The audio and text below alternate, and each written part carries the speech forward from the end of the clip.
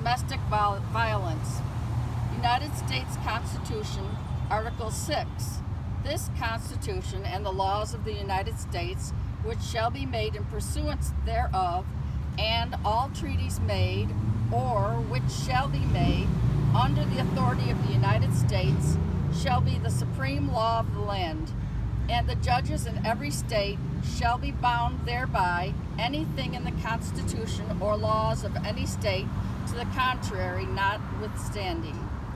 First Amendment, United States Constitution. Congress shall make no law respecting an establishment of religion or prohibiting free exercise thereof, or abridging the freedom of speech or of the press, or the right of the people peaceably to assemble, and to petition the government for a redress of grievances.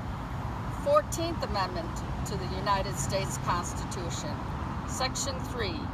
No person shall be a senator or representative in Congress, or elector a president or vice president, or hold any office, civil or military, under the United States or under any state who, having previously taken an oath as a member of Congress or an officer of the United States, or as a member of any state legislature, or as an executive or judicial officer of any state, to support the Constitution of the United States, shall have engaged in insurrection or rebellion against the same, or given aid or comfort to the enemies thereof. But Congress may, by a vote of 2/3 of each house, remove such disability.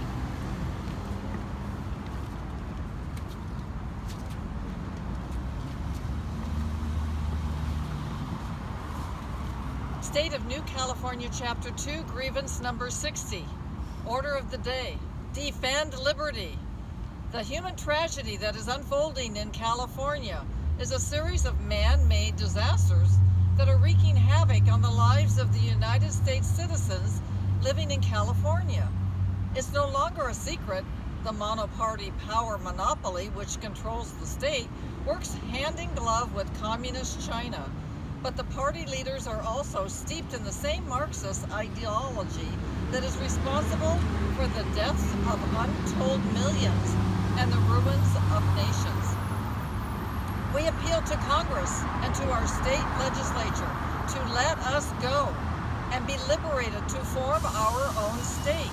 We will no longer participate in the ongoing man-made disasters that are quickly adding up under the present dictatorship of a totalitarian governor, his party, and foreign affiliates. It is no longer considered a conspiracy theory that the CV-19 virus was created in a communist Chinese laboratory.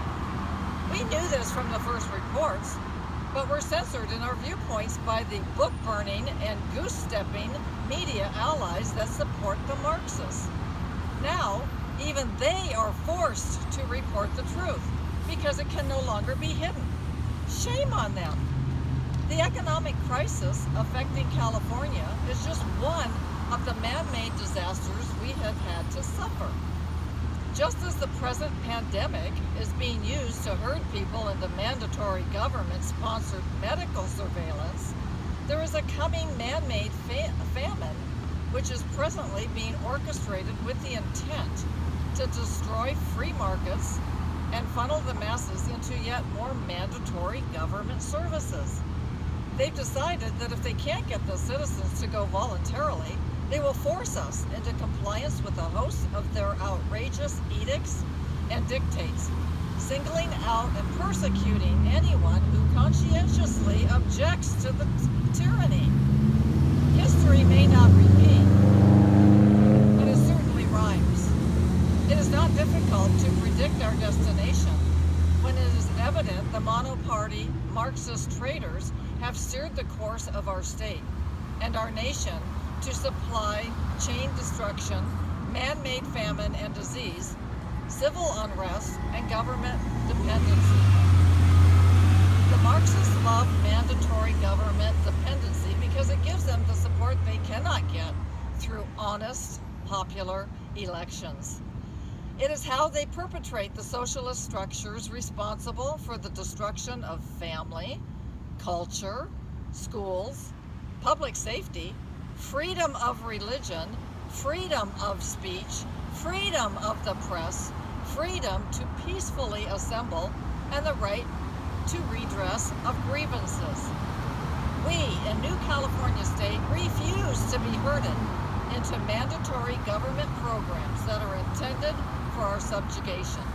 Constituents of the mono party may enjoy being herded, but we in New California State still consider ourselves American citizens with God-given, unalienable rights that we are not willing to forfeit for either convenience or necessity.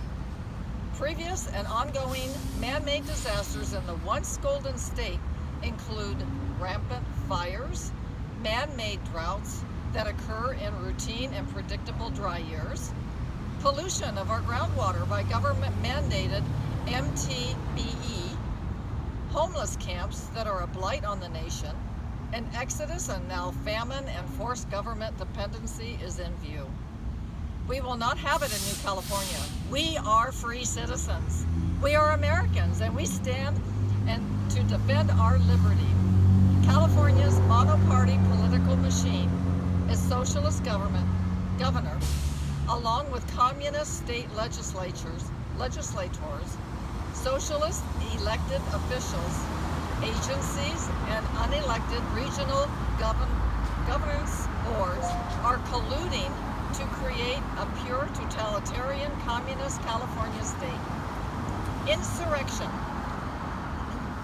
The government of California, the current socialist governor/dictator and mono-party system, along with local officials, are following a coordinated design with the intent to actively engage in acts of insurrection against the U.S. Constitution. The Insurrection Act of 1807 and the Emergency Economic Powers Act are United States federal laws that govern the ability of the President of the United States to deploy military troops within the United States to put down lawlessness, insurrection, and rebellion. Acts of secession.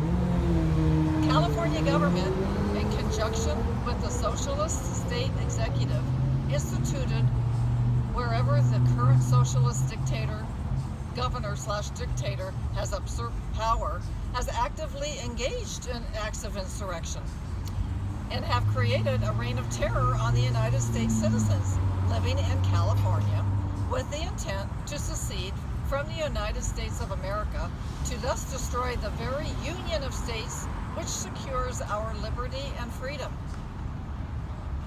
Abdication of authority.